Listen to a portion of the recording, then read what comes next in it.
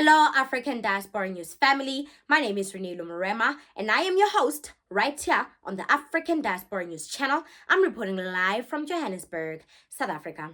A Somalian man has made a bold statement on social media saying that even if they leave this Spaza Shop industry at the hands of South Africans, you will never be able to manage it the way they are managing it. You will never work as hard as they are working. You will never succeed in this multi-billion rand industry because you don't support each other. You always want to be alpha and omega, and you'll never work together as Black people the way they are working together. You'll never be a unit as they are a unit. And to a certain extent, I do agree with what he's saying, but let us check out this clip and let us come back and discuss.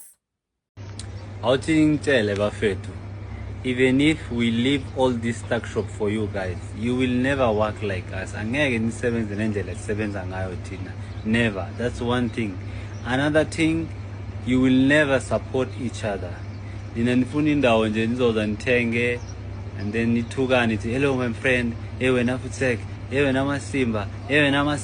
then you buy. You can never give respect and money at the same time.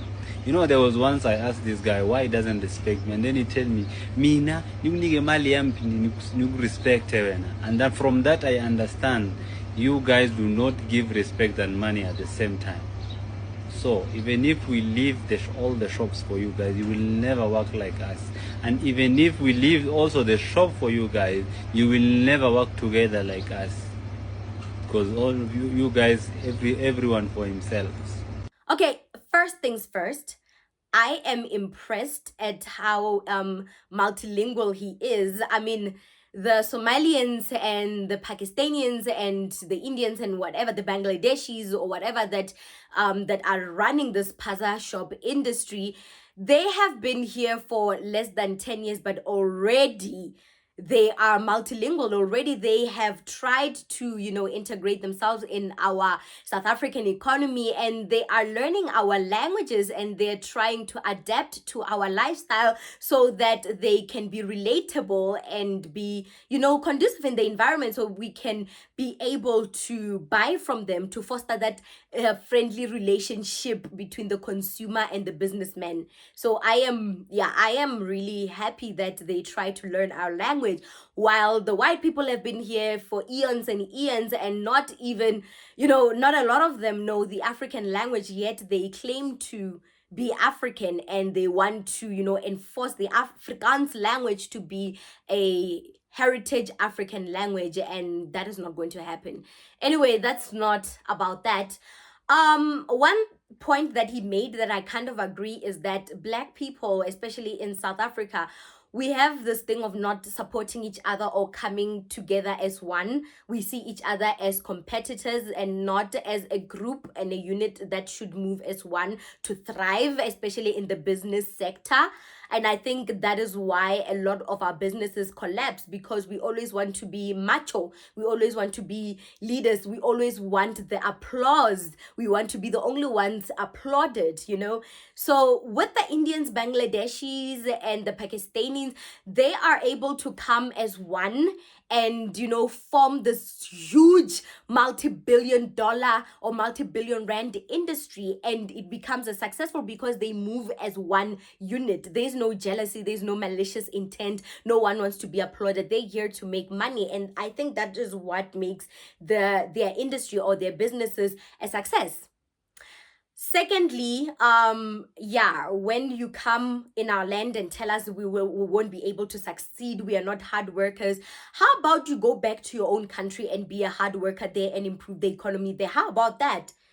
And leave us and our non-working mentality in our country to suffer. It's that simple. Why does it bother you that a South African does not want to work in their own country? They don't want to work. It doesn't matter if we want to sit all day in front of the TV and watch TV. It doesn't matter.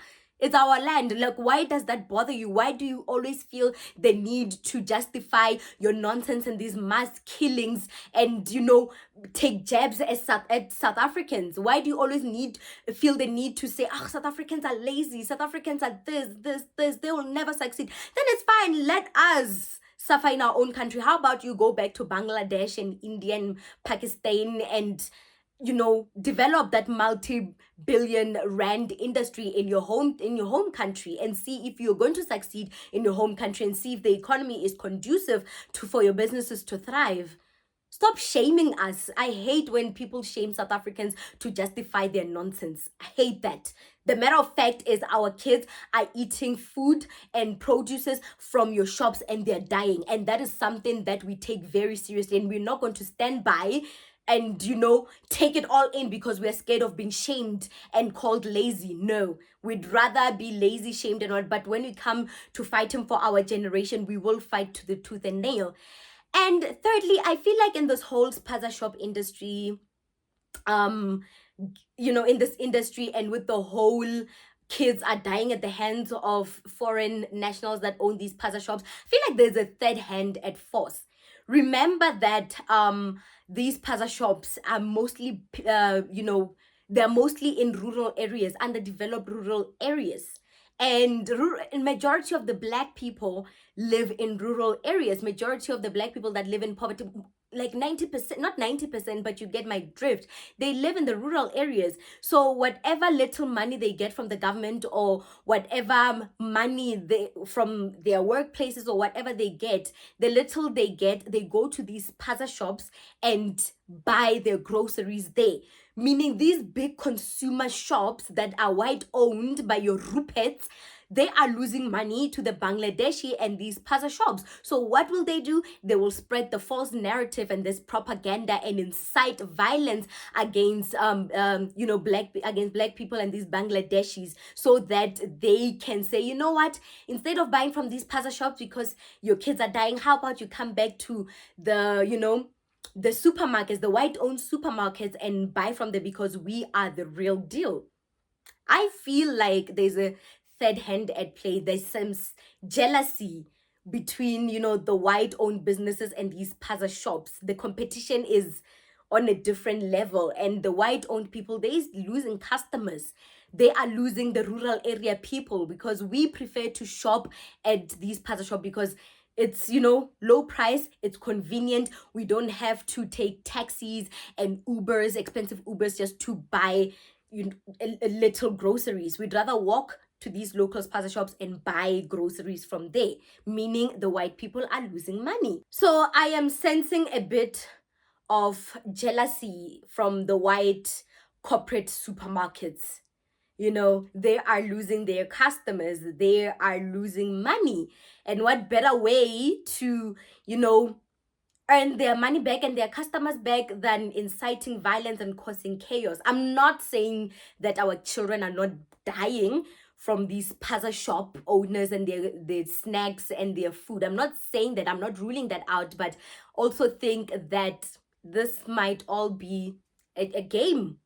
This violence might have been incited by the white-owned supermarkets to try win the consumers back. Because let's face it, a lot of people in the rural areas, majority of the Black people in this country live in rural areas, live in poor areas, and these Spaza shops, to a certain extent, they are the holy grail, they are our savior. And yeah, the jealousy might be there. And I do believe that to a certain extent, the white corporate sprinkled some propaganda and incited violence in there. And they know that Black people will take the bait regardless. What do you think about this segment? Comment to us in the comment section below. Don't forget to like and share the broadcast. Subscribe to our YouTube channel. Hit that notification bell so you don't miss these groundbreaking conversations right here on the African Diaspora News channel. Unleash the power of knowledge and connect with the heartbeat of the African Diaspora. Download our African Diaspora News Channel app now on Google Play and Apple App Store.